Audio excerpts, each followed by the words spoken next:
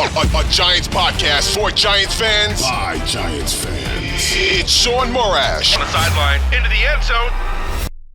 Touchdown, Giants! From the offseason to the wins and the losses, it's time to take one Giant step. Welcome inside one giant step. They could kill us, but like a zombie apocalypse, we could bounce right back. It's Shaun Morash, it's Bryce Gelman.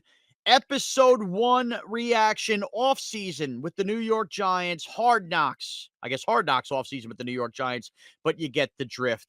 So it's me, Shaun. It's him, Bryce. Thank you for all of our listeners for returning. If you've subscribed to One Giant Step, you've obviously gotten the notification that we are here. I'm going to continue to promote this on Evan and Tiki, but we are in full throttle mode. We have begun a 5-episode series with Hard Knocks in which Bryce and I will bring you an episode reaction to every episode. And oh, by the way, by the time this wraps up, guess what will be in full swing already? Training camp, and we will look ahead to preseason. So, Bryce, first of all, it's good to see your young face looking good, pal, and happy Giants season to you. Happy Giants season to you as well. And as you said, they could kill us. We're always going to come back, baby. I listen. It's great to be back. It's great to be discussing Giants football with you again. And I mean, listen, this is the best. Like Giants. Hard Knocks, first ever off-season Hard Knocks. We get to enjoy this. We get to take this right into the NFL season. Yeah. There's nothing better. So, full disclosure, before we go in depth on everything happening in the episode, I want to lay some things out to you. If you are a new watcher to Hard Knocks as a Giant fan, because now it involves the Giants, you know, maybe you're not familiar with some of like the music that goes into it, the cuts, the Liev Schreiber voicing it over. I am somebody that's seen every episode of Training Camp Hard Knocks and in-season Hard Knocks ever. I have admittedly, you know, at times the show has gotten boring in training games, but I stuck with it. It's a fabric of my football loving life. I love NFL films. And obviously, like any fan base that wants to see a little in-depth look at their team, you'd be stoked to have your team on Hard Knocks, even though we understand the negatives of training camp in season, yada, yada, yada. So I'm pumped. I was pumped when this news got announced that the Giants were going to be a part of it. I didn't necessarily know what to expect because obviously this is an off-season version. But I think very clearly on, we understand that you're going to be basically cameras following Joe Schoen for the next 5 episodes. Among some of the scouts, Rossetti, I knew nothing about. We saw him in episode 1. But let's just start here, Bryce. The opening music, that Hard Knocks music, which is pretty much iconic. The shot of the skyline and kind of understand what's going on. Got the Goosebumps. You are a diehard New York Knicks fan. I'm a diehard New York Rangers fan. I only say that. I know they're different sports, but to say we kind of lived the spring through the NFL draft where our eyes were on our winter teams making runs that ultimately fell short. And of course, we have our baseball teams, I'm a Yankee fan, you as well, going through, you know, kind of the doldrums of the baseball season. I will admittedly tell you all you faithful New York Giant fans like myself, I hadn't been juiced up about the Giants season yet. Part of it is kind of feeling like the no man's land area of the quarterback. The other part was just obviously being distracted with the love of our other teams making runs. And then Bryce, much like you with the Knicks and me with the Rangers, depressing ends to those seasons kind of zapped, not that they zap you of your sports fandom forever, but it zaps you a little bit of like that energy and juice and ready to fully commit. So I hadn't found that with football yet. I'm in. I have to be honest. My initial reaction before we talk about anything that happened on the episode, that episode, 45 minutes, a refresher on stuff that happened in the offseason, teasing ahead, getting a feel for Joe Schoen. For the first time here on July 2nd, 2024, I'm very excited and interested in the 2024 New York Giants. I'm ready to go, Bryce. Yeah, I don't know what it was. The opening Hard Knocks music, and I'll self-admittedly say that I have not been a huge Hard Knocks fan. I haven't been able to get really into it. I've watched both of the Jets seasons. So I have like gotten a sense of what Hard Knocks is and Liev Schreiber's voice. Like the second I heard that, it's just like, we're back. We are so back into football season, specifically for us. We're so back into Giants season. This is something that we get to enjoy together. Every Giants fan out there gets to enjoy separately the fact that this is the first ever off-season Hard Knocks. And like also like this was a pretty eventful offseason, Shaun, for the Giants. Yeah. In hiring a new defensive coordinator, getting rid of your entire offense essentially in Saquon Barkley. This is an exciting time, not only just for us Giants fans, but it kind of signals that the dog days of summer are here. And now we're going to start hearing about training camp in the NFL, and that's going to come to the forefront. And just like that, we're going to be back into week one. And we're going to be talking about mid-season acquisitions and all that kind of stuff. It comes by so fast. I think this was the first sense of like, damn, we're really close. Yeah, exactly. And I'm just going to give you some winners and losers real quick, and then we'll kind of talk about why. I had I had one big loser. Let's start with the loser. The biggest loser of this episode, I do think, is John Mara, the owner of the New York Giants. And I guess I'll get into that before explaining the winners. And tell me if I'm crazy. John Mara is not in a bulk of Hard Knocks, but what he is in specifically is one scene with Joe Schoen inside his office where they're kind of teasing ahead what the Giants are going to do with Saquon Barkley. There's no need to spoiler alert this. We understand that Saquon Barkley is now a Philadelphia Eagle and he doesn't ultimately stay, but they make a point to have Iron Eagle at the end of the Giant Eagle game in week 17, 18, I lose track. Whatever the last game of the year was, week 18, I guess. 18 yeah. Iron Eagle on the end of the call of that game says, this is the Giants' lowest scoring offense since 1970, whatever it was. And I thought that was an important capsule to put in there because it also indicated the problem with the Giants entering this offseason was how to fix the offense. So that line resonated with me. And then we get, fast forward a half an hour into the episode, and there is John Mara kind of expressing his desires to Joe Schoen. And John Mara says something along the lines of, what do we keep about Saquon? I'd like to keep him if we can. What do we do on offense if we don't have Saquon? I mean, how are we going to score points? Paraphrasing, whatever the line was. And I thought to myself, and I respect John Mara, the owner, but a big fear a lot of Giant fans had was how much meddling John Mara does. I thought to myself, John, they just scored the fewest amount of points they've scored basically since you were a young man in the 70s, John Mara. You're concerned with how the Giants are going to score points with Saquon Barkley? They weren't scoring with him. They were not scoring with him. And that made me very uncomfortable because it was kind of like, wow, like they love Saquon Barkley, at least ownership does, but they don't understand. It wasn't like the Giants were a 40-point-a-game offense that they were panicking about losing Saquon. If you stunk with him, you could certainly stink without him. But the only way to figure out, by the way, if you could replace assets, offensive line, as Shane pointed to, the top draft pick, which we later will find out is Malik Neighbors, those assets with freeing up the cap space can be used to fix the offense, which they are. Very, very much. I thought John Mara in his brief cameo came across as a loser where he's not really forward thinking and he's more clung on to the past at the idea that Saquon is a, face of the franchise type player.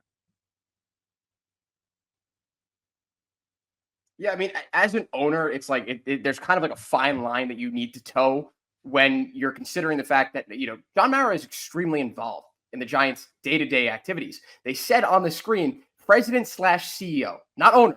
It wasn't owner. It was president/CEO.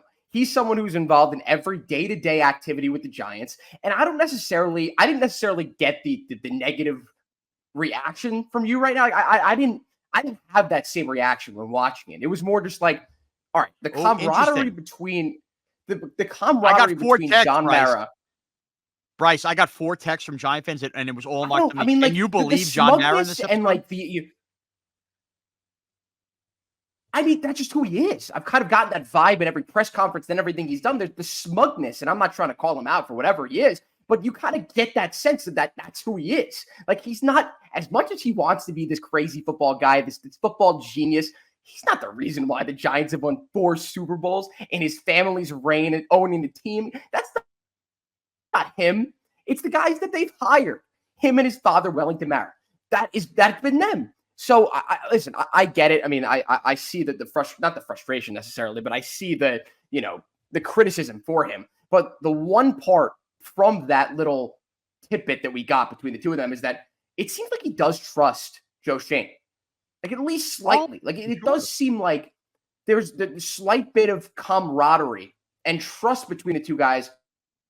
And this may have just been for the cameras. You don't necessarily know what's being put out there is true or false or what's fabricated, whatever, what's embellished. It seemed like it was a a true interaction between a subordinate and a boss, right? Like a guy coming in there pushing his subordinate in the right direction, but at the same time, like respecting whatever Shane's opinion was on that. That's kind of what I took away at that interaction. But I don't know. I mean, I could see where you're coming from in the sense that Mara kind of seemed like he had no idea what he was talking about in that interaction. Yeah, and with that, I'll give Mara this if I'm going to be positive on him. It is that we know the ultimate answer was the Giants didn't keep Saquon Barkley. So as much as he really wanted him, he did stay out of the way and ultimately allow Joe Schoen to make the moves. Now, before I get to, I do think, full disclosure, Joe Schoen is a winner in this episode, and I'll get more to that in a second. Another winner, a guy personally I had never seen before. Obviously, you've heard the name, but it's only been through 2 years. Chris Rossetti, the young director of pro scouting that works hand in hand with Joe Schoen. Overall, not that I could go too in depth, but he's a character I think is worth what character? He's a person I think is worth watching here. The rest of the series is the director of pro scouting. I kind of like what he brought to the table, Bryce. Yeah, I mean, you kind of get the whole team, like the whole team feeling. It feels like, Shaun, the one feeling that I got, the one sentiment that I got from this entire episode is like, and maybe this is again built up and embellished for the cameras and whatnot. Seems like an NFL front office, like a Socratic seminar. Like Joe Schoen asking a question, right. Someone responds to it with a question, answers his question. Like, what is going on here? So this is a good look at all the different types of guys. And I think Rossetti is definitely one of those names that you look at and you're like, all right, well, this guy could have some pull here. He's got some motion when it comes to the Giant front office. But it's like, what? Okay, for me, it was just like, what is realistically going on here? Like who is running this conversation? It seemed like it was Joe Schoen, but like, does he really not know about DeAndre Swift and the amount of like rushing? Like, right. He knows all this stuff. Like, yeah, I mean, I understand like he's got a job to do, but he knows this stuff. I don't know. I mean, dude, but that's why you lean on somebody like that. He's not sitting there playing fantasy football like us. I know he's tracking everything, but just to kind of go over the pros and cons, I thought that was fine. Okay, because most of this is about Joe Schoen, and we'll talk about the Daniel Jones stuff to wrap, but I thought another thing they glossed over. Clearly, we didn't get a lot of the Wink Martindale exit stuff. I mean, that was clearly sticky and dirty, and that was not something we were going to get. And I'm okay with that. Like, look, the fact that we're even getting this show is a gift in itself. So even if we never find out the dirty business of it's one thing. What I did find interesting was the hiring of Shane Bowen, and somebody for us as Giant fans, we didn't get to necessarily really, let's call it meet him, and I'll put that in quotation marks, but we did in this episode. So let me just start with this. I thought Shane Bowen also came across with an early win here. And I thought Brian Dable, almost like a kid showing his mom what he wants for Christmas, going on his phone and bringing up, Joe, this is why I think Shane Bowen is the guy, and bringing up, where he's ranked and all the different statistics. That was kind of geeky by Dable. Now, full disclosure in hindsight, remember, I'm trying to remember who the names were, but there were a couple different defensive coordinator names that kind of went off the board that suddenly it felt like the Giants weren't going to get, and the Giants kind of dragged their feet on hiring. So I wonder how much Shane Bowen was their first choice, truthfully, but at least what we saw here, Dable sells Shane on all of these statistics with Tennessee and what he wants with Bowen. Now, here's where Bowen comes across as a winner. They bring Shane Bowen in, and they sit everybody down in that war room there, and he kind of goes over everything he's looking for in a defense. And I thought a couple things were really impressive. Number one, the Isaiah Simmons question, which was fantastic because at this time, Isaiah Simmons is a free agent. And clearly that's an interesting player that the Giants traded for last year that I thought thrived at times. He's never going to be the first round pick he had, but clearly Shane Bowen has an interest in how he's going to use him on the field, nickel, and all that good stuff, a money backer. And the Giants end up signing Isaiah Simmons. Now that's part number one. Number two, he talks about how important it is to have a dominant pass rush, and we'll get to Burns in a little bit. But Thibodeau, Dexter Lawrence, they didn't even mention Kayvon Thibodeau's name. I thought it was very interesting that basically he was weighing the pros. They were going to need another pass rusher, which we find out they inevitably get with Brian Burns. And lastly, Shane Bowen, and this is a name to keep out for in training camp. The Giants mention in this thing, and they make a point of showing two guys, Boogie Basham, which I'm not sure, that horse might be dead out of Buffalo, but Ryder Anderson, and Shane Bowen talks about his length. He's a guy that's been elevated off the practice squad the last couple of years, was an undrafted free agent, played a lot of pass rushing tackle. I get the vibe from people I talked to even ahead of this episode who have told me, look out for Ryder Anderson, look out for Ryder Anderson.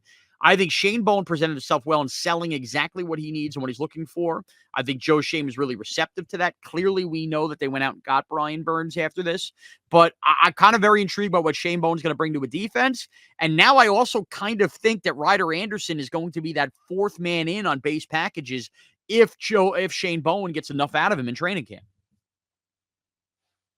Yeah, it's interesting. That was probably as a football fan, that probably was my favorite part of the episode. Like, just watching Shane Bowen step into that room, give the entire front office everything he needs. And then, of course, we know what happened. They traded for Brian Burns. They did exactly what he asked. He said he needs a pass rusher. Of course, he did a pass rusher at any given team. But he said the four guys on the defensive line are going to anchor my defense. I need pass rushers. I need the guys in the middle. Of course, you already have the guy in the middle. You're the number one guy in the middle in all of football. You needed that pass rusher. You've already got one side covered. They got the other side. So I think knowing what we know now, it was extremely interesting. I've also never seen, again, this is all like uncharted territory, Shaun. We're watching the first ever off-season Hard Knocks.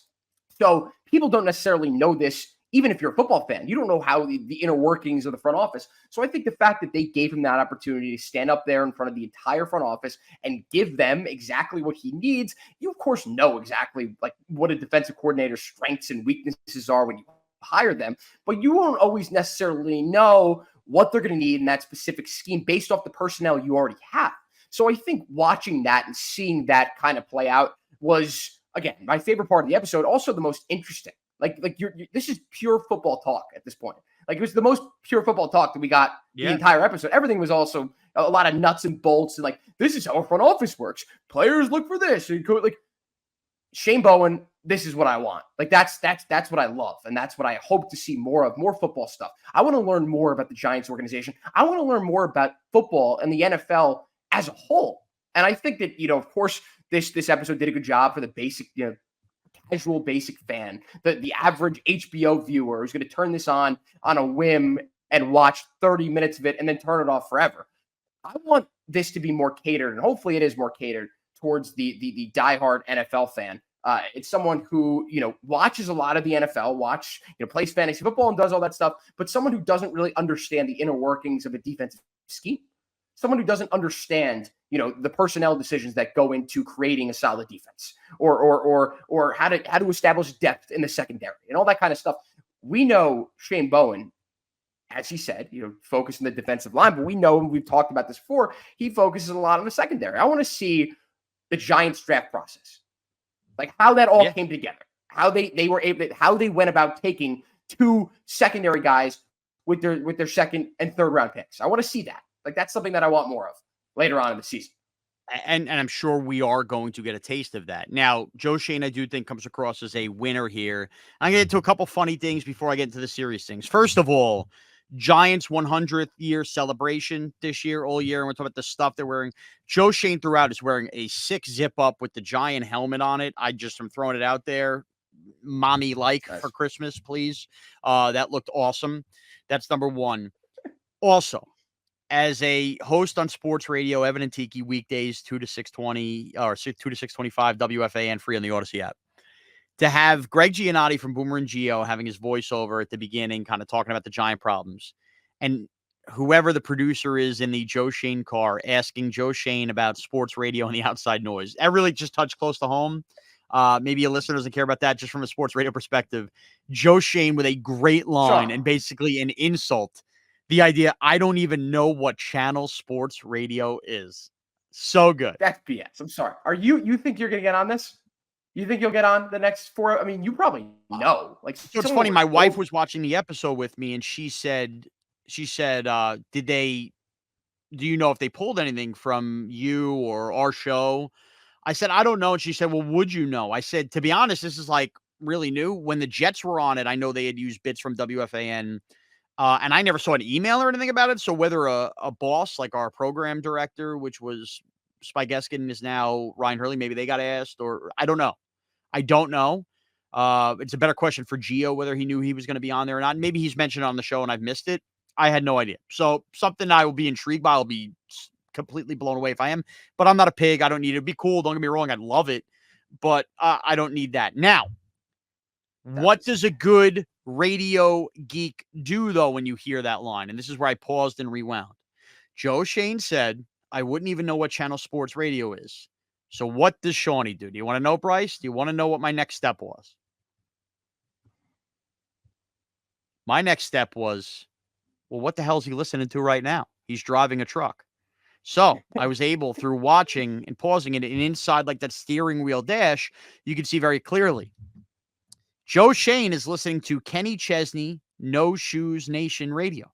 How do I know this? Because I listen to Kenny Chesney, No Shoes Radio, and I see the logo on there, which is channel 59 on Sirius XM. So I kind of believe Joe Schoen that he's not listening to it. He's in the music mode, and he's my guy. Loves Kenny Chesney. I wonder, he won't be there when Chesney's at MetLife because the Giants have a day game versus the Texans.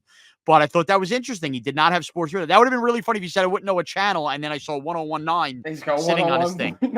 But it was Kenny Chesney, No Shoes Radio. So thought that was funny. There's no way. I mean, like, if you're realistically speaking, if you are a decision maker in New York, you can't dedicate any of your time to listening to what you idiots have to say in the like think about in his mind. You know what I mean? Like I listen to it because it's like on my level. But if you're making decisions for a franchise that's getting constantly bashed on sports radio, why would you ever spend any ounce of your energy listening to that? So I believe him when he says he has no idea what the stations are. He knows what the names of the stations are. He just doesn't know what the frequency is. I believe it. I actually do. Well, either way, that was fascinating. So, okay, he talks about sports radio. He goes through the whole thing. We get the Shane Bowen hire.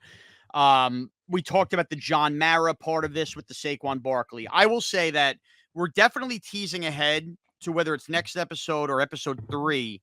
Full disclosure, I was told episode 3 is the fireworks episode of Hard Knocks. What that means, whether that's draft night, whether that's the real Saquon episode, I don't know. It's got to be. But Joe Schoen basically says on numerous occasions, whether it's Rossetti selling the idea of, well, do we franchise tag and then try to trade Saquon, to which Joe Schoen's like, idiots, we're not going to get enough, and then we might be stuck with him, to John Mara talking about it. I think Joe Schoen couldn't have told more people without telling them directly on camera, I am not interested in paying Saquon Barkley money and being a part of this team. The free agent pool is deep. This is not how you build a team. And then we'll get to the ultimate line at the end. But I thought that was great. I think Joe Schoen really stuck to his guns. You see, he didn't want Saquon Barkley back. Now, maybe you had a really discounted rate to the money Devin Singletary was making. It's one thing. But on that note, when he puts in quotations about, like, I don't want to insult Saquon by offering him $7 million, it did kind of give the indication, and Joe Schoen talked about last year taking 10 years off his life. I don't know how you felt, Bryce. My takeaway from that is Saquon Barkley is super, super sensitive, and it rubbed Joe Schoen the wrong way. Could be the case. It really could be. But yeah, I mean, going off what you said, I think Shane was completely reasonable throughout all those clips. And he echoed a lot of what we were saying at the time of, like, why would we spend all this money? Our offense would be entirely predicated around the guy. And how good realistically was the offense the year before? Not great. Right. He emphasized the rebuilding of the offensive line. This is all stuff that we were discussing. He had a clear head on all of this. He made the right decision. And we said it at the time. We knew it was the right decision. It's good to know now that he was never going to give in to all the pressure. Right. Specifically, probably from Saquon's camp and the casual Giant fan, maybe even John Mara, who wanted Saquon back. He didn't. He made the right move. He did at the end of the day. Right. No doubt about it. Okay. So now Daniel Jones is a part of this. We see him rehabbing. I think Daniel Jones, because he's still here and he's still the quarterback, is ultimately going to be a talking point and a conversation piece for Giant fans, radio, other podcasts alike. We're at the 24-minute mark here before we're even getting to this. But let me just say this. I still took away from this episode kind of a refreshed feeling, because I felt this way, so it kind of feels like the Giants feel this way. They weren't sure whether they believed or didn't believe in Daniel Jones, but they had to pay him after the playoff year. But one thing that they do believe is the injuries are real. And he's had 2 neck injuries in 3 years. Now you throw in the ACL, and that is a major concern. And they need to have plans in place. And I'm sure we're going to get to the draft stuff and whether they tried to trade up and all those rumors, whatnot. And Daniel Jones already answered those questions on that. But I did not walk away overall in this episode feeling like the New York Giants are all that confident in Daniel Jones. Did you? Before I get to the money line, did you feel that way? Like that basically they are having their eyes moving forward past Daniel after this year? I think the only reason why he was such a big focal point of that episode were the producers of Hard Knocks. I think they want to hone in on that. I think it's just good storyline. It's good for money. People are going to want to watch because they want to know what's going on with Daniel Jones. But you didn't get the sense, and I didn't expect that this was going to be any other way, but from Joe Schoen and Brian Daboll, they're not 100% locked in on the certainty that Daniel Jones is going to be the quarterback of the future. Who realistically in their right mind is, Shaun? No one is. So I think that you're kind of getting what you expect from all of this. Like, you know, the major factor that Daniel Jones was in that episode was strictly for entertainment purposes. He got a minute montage of him rehabbing his injury. Well, he's also at the 40-minute episode was him struggling on the rehab table. Well, he's also at the facility, which helps. So it's a player that they could follow around, which makes the offseason interesting. But that leads me to what I think is a pivotal part of the Giants season, a pivotal part of this episode. And frankly, the line that I walked down here to my basement studio in Bayshore, New York, and said, I am fired up for the Giants season. And Joe Schoen gave me this line. You're not paying him $40 million to hand off to a $12 million running back. And that line said it all. It said it all, A, about Saquon, who we now know is long gone. The idea of you're not going to pay Saquon that much money if you paid a quarterback that much money, but also a subtlety at Daniel Jones. We're not going to give you a safety blanket in Saquon Barkley at $12 million a year because if you need a running back making that much money, why did we pay you that money? And the reason that fired me up amongst anything else, Bryce, is that deep down, I think Joe Schoen and company want to move on after the year and will have that out in the contract.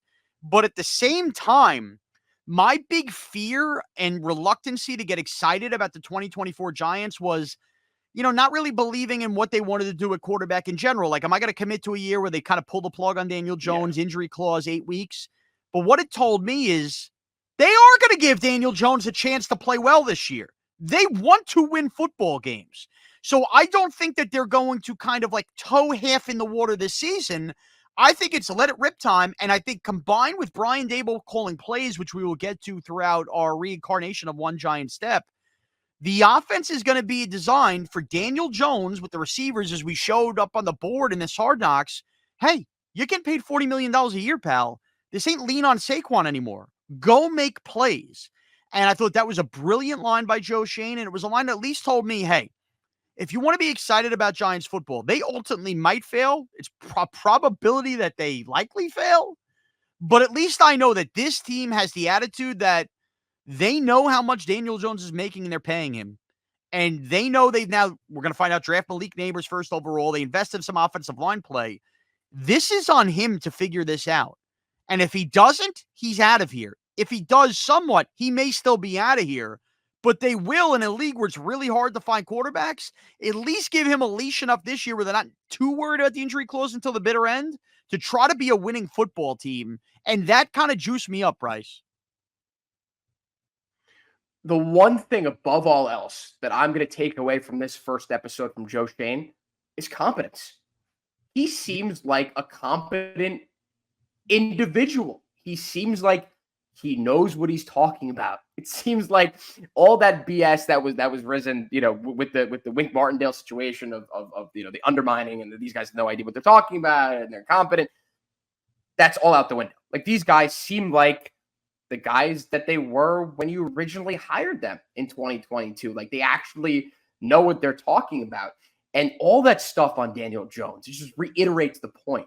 Like, these guys, for whatever reason, they've gotten, you know, in the last year, of course, I mean, you only win 6 games.